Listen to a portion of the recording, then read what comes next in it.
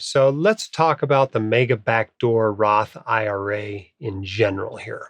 Okay. Um, we've talked about the backdoor Roth IRA process. This is something you do with IRAs, right?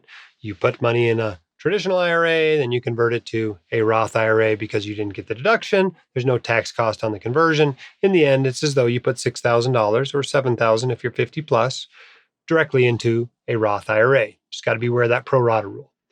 The mega backdoor Roth IRA has nothing to do with an IRA, despite the name. Despite the fact that it shares backdoor Roth IRA with that other thing, it's different. Okay?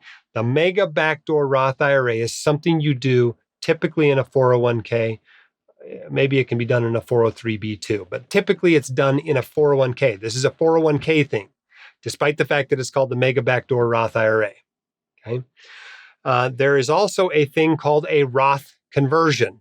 Okay, a Roth conversion is anytime you take money that is not Roth and you move it into a Roth account, and you may or may not have to pay taxes on that conversion, depending on how much of that money has been taxed previously.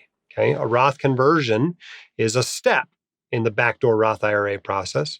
It is also a step in the mega backdoor Roth IRA process. Okay. So now we got the terminology straight.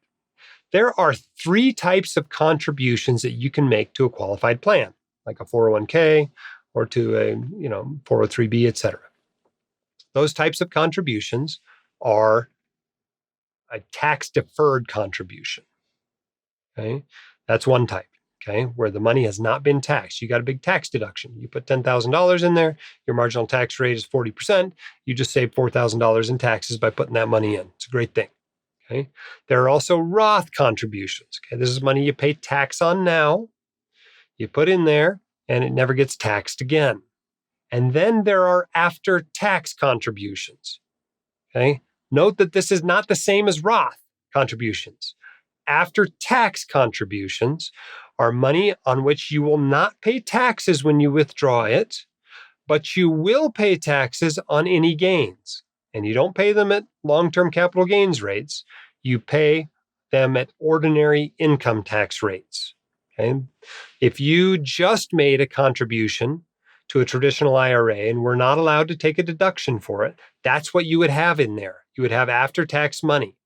The basis or the money you put in there would come out tax-free, but any earnings that were put in there would later come out taxed at your ordinary income tax rates. Same thing inside a 401k. Okay, if you just put that money in there as after-tax money because your 401k allows you to, and lots of 401ks do, then when you take it out, the basis comes out tax-free. All the earnings are taxed just like your tax-deferred contributions. Okay, and that's not an awesome thing, right? You don't really want to pay on those earnings at your ordinary income tax rates, especially if there's another option. And that other option that is available in many plans is to convert that money to Roth money. So the mega backdoor Roth IRA process is step one, contributing to a after-tax portion of a 401k. And depending on the employer and the plan, you may be able to put a lot of money in there. You may be able to put, $37,000 in there a year. Okay, I guess, $61,000 is the limit this year. So what would that be? $40,500, I suppose some people might be able to put in there of after-tax money. But step two is then converting it inside the plan into Roth money. So there's no cost to that conversion, no tax cost, because it has already been taxed. And now the earnings, instead of being taxed at your ordinary income tax rate, are never taxed again. So that's an awesome thing. It's just like you just put, $20,000, $30,000, $40,000 into a Roth IRA. That's why it's called the mega backdoor Roth IRA, because you are putting a ton of money in there that is now Roth money and will now grow tax-free going forward. So that's what the mega backdoor Roth IRA process is. And depending on the plan, you may or may not be able to put any at all in there, and how much goes in there may depend on how much of an employer match you get, right? Because there's this limit, $61,000 limit this year on how much can go into that account total between all of your contributions and all of your employer's contributions. And so if you put in $20,000 as your regular contribution, $20,500 is probably what you put in. And then your employer matched another $10,000, right? And they say, well, you can go up to $61,000 total. So maybe you chose to put in another, $30,000 as an after-tax contribution. So if they allow you to do that, that's a great thing. If they also allow you to then convert that money to a Roth account, that's an even better thing, because now you've got a bunch of money in Roth instead of just after tax. And that's much, much better. So that's great if you can do that. Now, what if you have a choice between that and something else? Lots of us do have that choice. We have that choice in the White Coat Investor 401k. We set it up that way. I mean, when you get to design your own 401k, you get to do whatever you want. So that is what Katie and I actually do these days.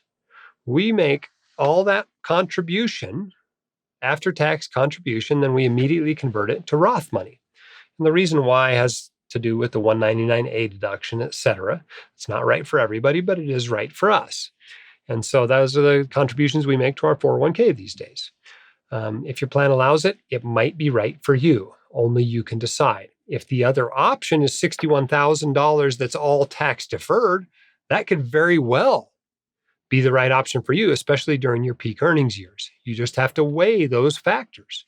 And that's going to be different for everybody. Again, if you're a super saver, or you expect a whole bunch of other sources of income in retirement, or you expect to be in the exact same bracket or even a higher bracket than you are now in retirement, then you want to lean more toward Roth money. If you're a more typical doc and you're going to retire with just a few $1 million, and you're not going to even have enough tax deferred withdrawals each year to fill up the first 3 or 4 brackets, then you're probably going to want to do tax deferred contributions and not do the mega backdoor Roth contributions. You just have to evaluate the plan that you're offered, put it in place with your overall financial plan, and decide on the right thing to do. Hope that's helpful. It's actually a fairly complicated question. A lot goes into answering that question, but I hope that gives you a little bit more clarity to what you're actually dealing with. The hosts of the White Coat Investor podcast are not licensed accountants, attorneys, or financial advisors. This podcast is free entertainment and information only. It should not be considered professional or personalized financial advice. You should consult the appropriate professional for specific advice relating to your situation.